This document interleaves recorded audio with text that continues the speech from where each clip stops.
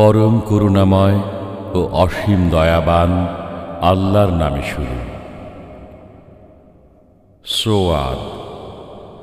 শপথ উপদেশপূর্ণ কোরআনের। বরং যারা কাফির তারা অহংকার ও বিরোধিতা লিপ্ত।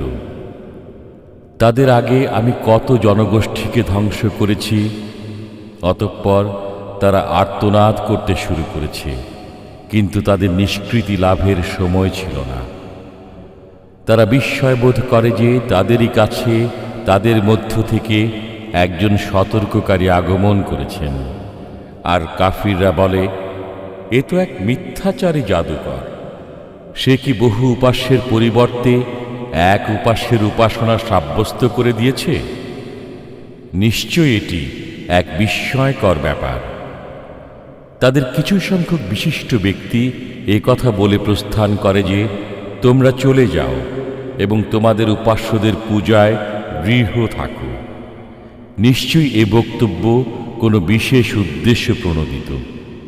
আমরা সাবেক ধর্মে এ ধরনের কথা শুনিনি। এটা মন গড়া ব্যাপার ছাড়া আর কিছু নয়। আমাদের মধ্য থেকে শুধু কি তারই প্রতি উপদেশবাণী অবতীর্ণ হল? বস্তুত ওরা আমার উপদেশ সম্পর্কে সন্দিহান, বরং ওরা এখনো আমার শাস্তি আস্বাদন করেনি। নাকি তাদের কাছে আপনার পরাক্রান্ত দয়াবান পালনকর্তার রহমতের কোনো ভাণ্ডার রয়েছে? নাকি নভমণ্ডল, ভূমণ্ডল ও এ দুয়ের মধ্যবর্তী সব কিছুর ওপর তাদের সাম্রাজ্য রয়েছে? থাকলে তাদের আকাশে আরোহণ করা উচিত রশি ঝুলিয়ে। এক্ষেত্রে বহু বাহিনীর মধ্যে ওদেরও এক বাহিনী আছে যা পরাজিত হবে। তাদের পূর্বেও মিথ্যা আরোপ করেছিল নূহের সম্প্রদায়, আদ, কিলক বিশিষ্ট ফেরাউন, সামুদ লূতের সম্প্রদায় ও আইকার লোকেরা। এরাই ছিল বহু বাহিনী। এদের প্রত্যেকেই পয়গম্বরগণের প্রতি মিথ্যা আরোপ করেছে, ফলে আমার আযাব প্রতিষ্ঠিত হয়েছে। কেবল একটি মহান আদের অপেক্ষা করছে, যাতে দম ফেলার অবকাশ থাকবে না। তারা বলে, হে আমার পরওয়ারদিগার, আমাদের প্রাপ্য অংশ হিসাব দিবসের আগেই দিয়ে দাও। তারা যা বলে তাতে আপনি সবর করুন এবং আমার শক্তিশালী বান্দা দাউদকে স্মরণ করুন। সে ছিল আমার প্রতি প্রত্যাবর্তনশীল। আমি পর্বতমালাকে তার অনুগামী করে দিয়েছিলাম। তারা সকাল সন্ধ্যায় তার সাথে পবিত্রতা ঘোষণা করত, আর পক্ষীকুলকেও, যারা তার কাছে সমবেত হতো। সবাই ছিল তার প্রতি প্রত্যাবর্তনশীল। আমি তার সাম্রাজ্যকে সুদৃঢ় করেছিলাম এবং তাকে দিয়েছিলাম প্রজ্ঞা ও ফয়সালাকারী বাগ্মিতা। আপনার কাছে দাবিদারদের বৃত্তান্ত পৌঁছেছে, যখন তারা প্রাচীর ডিঙ্গিয়ে ইবাদতখানায় প্রবেশ করেছিল। যখন তারা দাউদের কাছে অনুপ্রবেশ করল, তখন সে সন্ত্রস্ত হয়ে পড়ল। তারা বলল, ভয় করবেন না, আমরা বিবদমান দুটি পক্ষ একে অপরের প্রতি বাড়াবাড়ি করেছি। অতএব আমাদের মধ্যে ন্যায় বিচার করুন, অবিচার করবেন না। আমাদেরকে সরল পথ প্রদর্শন করুন।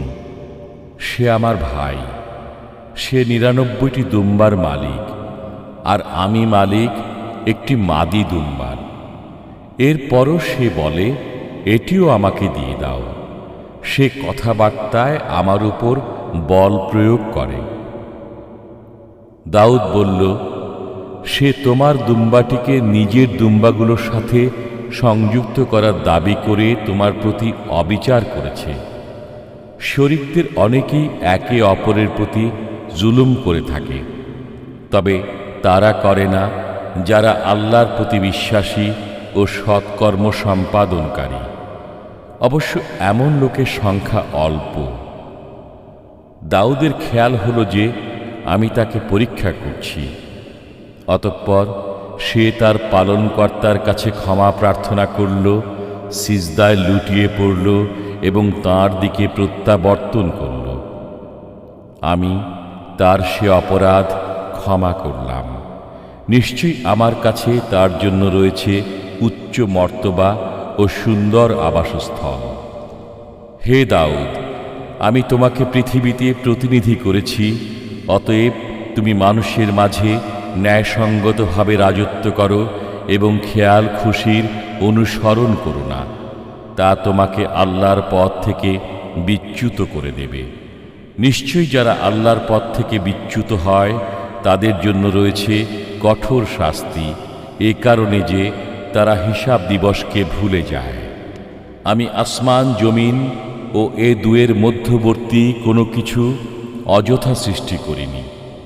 এটা কাফিরদের ধারণা। অতএব কাফিরদের জন্য রয়েছে দুর্ভোগ, অর্থাৎ জাহান্নাম। আমি কি বিশ্বাসী ও সৎ কর্মীদেরকে পৃথিবীতে বিপর্যয় সৃষ্টিকারী কাফিরদের সমতুল্য করে দেব, না আল্লাহ ভীরুদেরকে পাপাচারীদের সমান করে দেব? এটি একটি বরকতময় কিতাব, যা আমি আপনার প্রতি বরকত হিসেবে অবতীর্ণ করেছি, যাতে মানুষ এর আয়াতসমূহ লক্ষ্য করে এবং বুদ্ধিমানগণ যেন তা অনুধাবন করে। আমি দাউদকে সুলাইমান দান করেছি। সে একজন উত্তম বান্দা। সে ছিল প্রত্যাবর্তনশীল।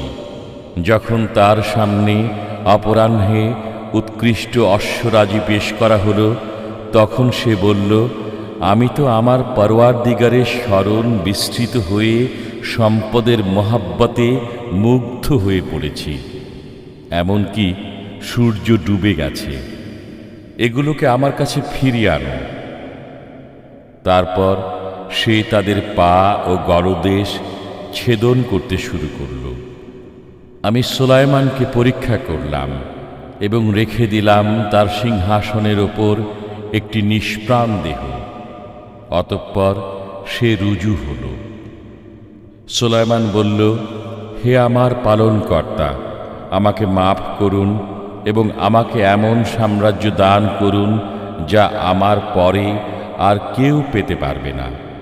নিশ্চয়ই আপনি মহাদাতা।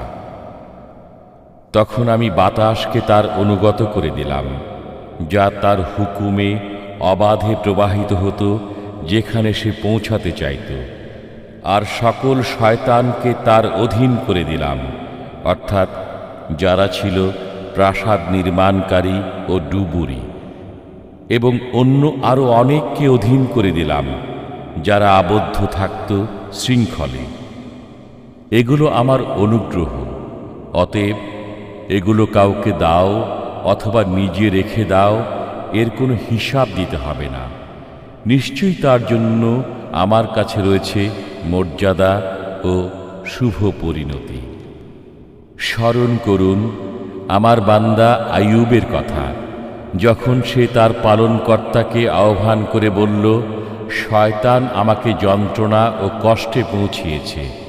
তুমি তোমার পা দিয়ে ভূমিতে আঘাত করো। ঝর্ণা নির্গত হল, গোসল করার জন্য শীতল ও পান করার জন্য। আমি তাকে দিলাম তার পরিজনবর্গ ও তাদের মতো আরও অনেক আমার পক্ষ থেকে রহমত স্বরূপ এবং বুদ্ধিমানদের জন্য উপদেশ স্বরূপ। তুমি তোমার হাতে এক মুঠো তৃণশলা নাও, তা দ্বারা আঘাত করো এবং শপথ ভঙ্গ করো না। আমি তাকে পেলাম সবরকারী, চমৎকার বান্দা সে। নিশ্চয়ই সে ছিল প্রত্যাবর্তনশীল। স্মরণ করুন হাত ও চোখের অধিকারী আমার বান্দা ইব্রাহিম, ইসাক ও ইয়াকুবের কথা। আমি তাদের এক বিশেষ গুণ তথা পরকালের স্মরণ দ্বারা স্বাতন্ত্র্য দান করেছিলাম, আর তারা আমার কাছে মনোনীত ও সৎ লোকদের অন্তর্ভুক্ত। স্মরণ করুন ইসমাইল, আলিয়াসা ও জুলকিফলের কথা। তারা প্রত্যেকেই গুণীজন। এ এক মহৎ আলোচনা। আল্লাহ ভীরুদের জন্য রয়েছে উত্তম ঠিকানা। সেখানে স্থায়ী বসবাসের জান্নাত। তাদের জন্য তার দ্বার উন্মুক্ত রয়েছে। সেখানে তারা হেলান দিয়ে বসবে। তারা সেখানে চাইবে অনেক ফলমূল ও পানীয়। তাদের কাছে থাকবে আয়তনয়না সমবয়স্কা রমণীগণ। তোমাদেরকে এরই প্রতিশ্রুতি দেয়া হচ্ছে বিচার দিবসের জন্য। এটা আমার দেয়া রিজিক, যা শেষ হবে না। এটা তো শুনলে। এখন দুষ্টদের জন্য রয়েছে নিকৃষ্ট ঠিকানা, অর্থাৎ জাহান্নাম। তারা সেখানে প্রবেশ করবে। অতএব কত নিকৃষ্ট সেই আবাসস্থল! এটা উত্তপ্ত পানি ও পুঁজ। অতএব তারা একে আস্বাদন করুক। এ ধরনের আরও কিছু শাস্তি আছে। এই তো একদল তোমাদের সাথে প্রবেশ করছে, তাদের জন্য অভিনন্দন নেই। তারা তো জাহান্নামে প্রবেশ করবে। তারা বলবে, তোমাদের জন্য তো অভিনন্দন নেই। তোমরাই আমাদেরকে এ বিপদের সম্মুখীন করেছ। অতএব এটি কতই না ঘৃণ্য আবাসস্থল। তারা বলবে, হে আমাদের পালনকর্তা, যে আমাদেরকে এর সম্মুখীন করেছে, আপনি জাহান্নামে তার শাস্তি দ্বিগুণ করে দিন। তারা আরো বলবে, আমাদের কি হলো যে আমরা যাদেরকে মন্দ লোক বলে গণ্য করতাম তাদেরকে এখানে দেখছি না?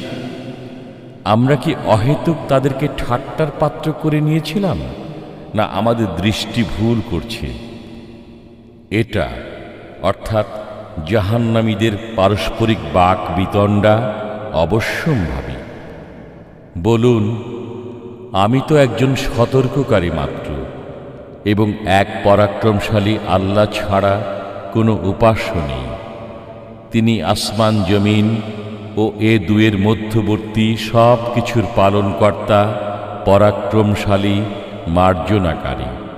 বলুন, এটি এক মহাসংবাদ, যা থেকে তোমরা মুখ ফিরিয়ে নিয়েছ। ঊর্ধ্ব জগৎ সম্পর্কে আমার কোনো জ্ঞান ছিল না যখন ফেরেশতারা কথাবার্তা বলছিল। আমার কাছে এ ওহী আসে যে আমি একজন স্পষ্ট সতর্ককারী। যখন আপনার পালনকর্তা ফেরেশতাগণকে বললেন, আমি মাটির মানুষ সৃষ্টি করব, যখন আমি তাকে সুষম করব এবং তাতে আমার রূহ ফুঁকে দেব, তখন তোমরা তার সম্মুখে সিজদায় নত হয়ে যেও। অতঃপর সমস্ত ফেরেশতাই একযোগে সিজদায় নত হল। কিন্তু ইবলিস সে অহংকার করল এবং অস্বীকারীদের অন্তর্ভুক্ত হয়ে গেল। আল্লাহ বললেন, হে ইবলিস, আমি স্বহস্তে যাকে সৃষ্টি করেছি তার সম্মুখে সিজদা করতে তোমাকে কিসে বাধা দিল? তুমি অহংকার করলে, না তুমি তার চেয়ে উচ্চ মর্যাদা সম্পন্ন? সে বলল, আমি তার চেয়ে উত্তম।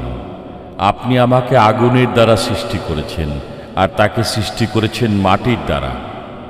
আল্লাহ বললেন, বের হয়ে যা এখান থেকে, কারণ তুই অভিশপ্ত। তোর প্রতি আমার এই অভিশাপ বিচার দিবস পর্যন্ত স্থায়ী হবে। সে বলল, হে আমার পালনকর্তা, আপনি আমাকে পুনরুত্থান দিবস পর্যন্ত অবকাশ দিন। আল্লাহ বললেন, তোকে অবকাশ দেয়া হল সে সময়ের দিন পর্যন্ত, যা জানা। সে বলল, আপনার ইজ্জতের কসম, আমি অবশ্যই তাদের সবাইকে বিপথগামী করে দেব, তবে তাদের মধ্যে যারা আপনার খাঁটি বান্দা তাদেরকে ছাড়া। আল্লাহ বললেন, তাই ঠিক, আর আমি সত্য বলছি। তোর দ্বারা আর তাদের মধ্যে যারা তোর অনুসরণ করবে তাদের দ্বারা আমি জাহান্নাম পূর্ণ করব। বলুন, আমি তোমাদের কাছে কোনো প্রতিদান চাই না, আর আমি লৌকিকতাকারীও নই। এটা তো বিশ্ববাসীর জন্য এক উপদেশ মাত্র। তোমরা কিছুকাল পরে এর সংবাদ অবশ্যই জানতে পারবে।